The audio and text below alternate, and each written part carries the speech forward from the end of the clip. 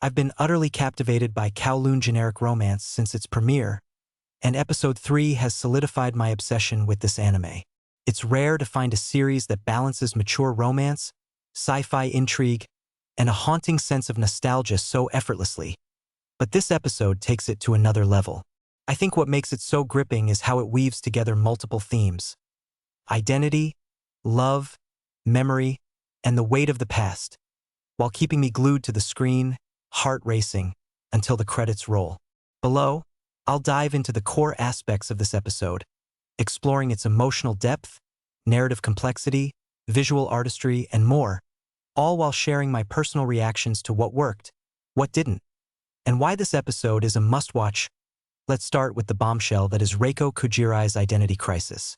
I was floored by how Episode 3 plunged headfirst into the mystery of Kujirai A and Kujirai B. The revelation that there's another version of Reiko, or perhaps the real Reiko, depending on how you see it, shook me to my core.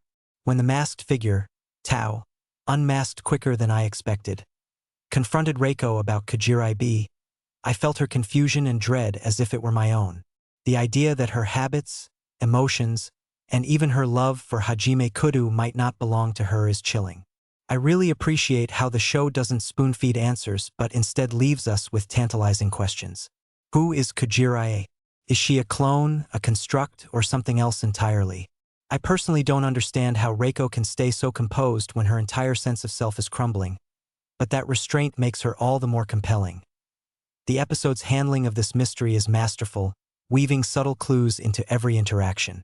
For instance, when Miyuki Hebanuma tells Reiko her memories never existed, I felt a pang of unease.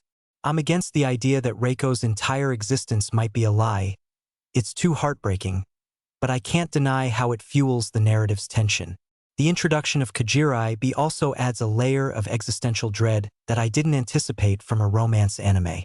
It's not just about who Reiko is but whether her feelings for Kudu are authentic. This theme of identity resonates deeply. Speaking of Reiko and Kudu, their chemistry in Episode 3 is both heartwarming and heartbreaking. I really appreciate how their relationship evolves with such nuance. Unlike typical romance anime that rely on exaggerated misunderstandings or comedic hijinks, Kowloon Generic Romance portrays their conflict with a maturity that feels refreshingly real.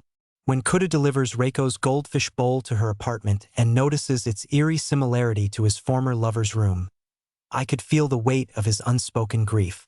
He's torn between his nostalgia for Kujirai B and his growing feelings for Reiko, and that inner turmoil had me on edge. I think the scene where Reiko and Kudu clash over their miscommunication is a standout. It's not a shouting match or a melodramatic fallout. It's a quiet, painful moment of two adults stumbling through their emotions. Reiko's decision to storm out after Hebanuma's revelation felt so human. I've been there, overwhelmed and needing space. Kudu's confusion, meanwhile, broke my heart. He's clearly smitten but haunted by the past, and I can't help but root for them to bridge that gap. The cramped alleys, flickering neon signs, and retro aesthetics evoke a Hong Kong of the 80s and 90s, and I can't get enough of it. But this episode made me question whether nostalgia is a trap. Reiko's connection to Kowloon feels instinctive, yet it's tied to a past she can't remember. Kudu, meanwhile, clings to memories of Kujirai B, which blinds him to the Reiko standing in front of him.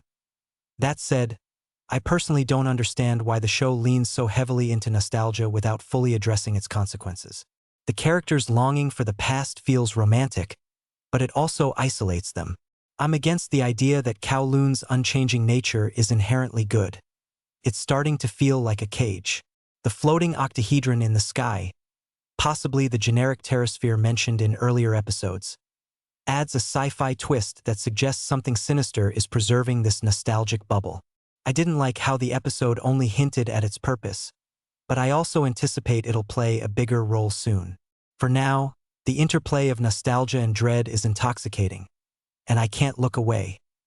Visually, Episode 3 is a feast. Arvo Animation's attention to detail in Kowloon's decaying yet vibrant cityscape is stunning. The way light filters through narrow alleys or reflects off Reiko's goldfish bowl creates a dreamlike atmosphere that I adore. The character designs, especially Reiko's sleek bob and Kudu's disheveled charm, feel like a love letter to 90s anime aesthetics.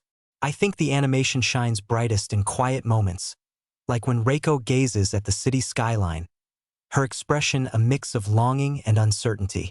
The subtle but powerful. The pacing of episode 3 is a double-edged sword. On one hand, I love how it dives straight into the Kojirabi mystery and doesn't waste time. The episode covers a lot of ground, from Reiko's unsettling meeting with Hebanuma to her encounter with Tao, all while advancing her romance with Kudu. I think this efficiency keeps the story engaging, especially since the anime is adapting 8 manga chapters per episode to fit 130 chapters into 13 episodes. That said, I'm against rushing such a dense story. Some moments, like Reiko's identity crisis, deserve more time to breathe. I personally don't understand why the show didn't linger on her emotional turmoil a bit longer. It felt like we moved to the next plot point too quickly. While Reiko and Kudu steal the spotlight, the supporting cast adds depth to the episode. Yaomei, the plushie-making seamstress, is a delight. Her brief interaction with Reiko about the engagement photo was both funny and poignant, hinting at her own connection to Kojirabi. I really appreciate how the show gives even minor characters like Yaomei distinct personalities. Miyuki Hebanuma, on the other hand, creeped me out. His cold dismissal of Reiko's memories felt almost villainous, and I'm dying to know more about his role in Kowloon's mysteries. I think the dynamic between Reiko and these characters enriches the story, making Kowloon feel like a living, breathing world.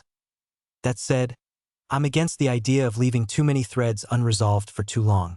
I didn't like how the episode ended on such a cliffhanger with Reiko's confrontation with Tao. It's thrilling, but I need more closure. I also anticipate that the next episode will delve deeper into the sci-fi elements, which I'm both excited and nervous about.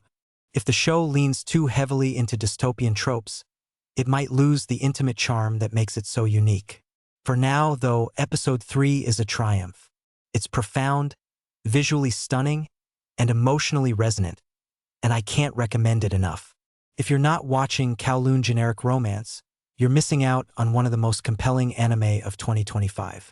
I'm already counting down the days until episode 4, and I hope you're as hooked as I am.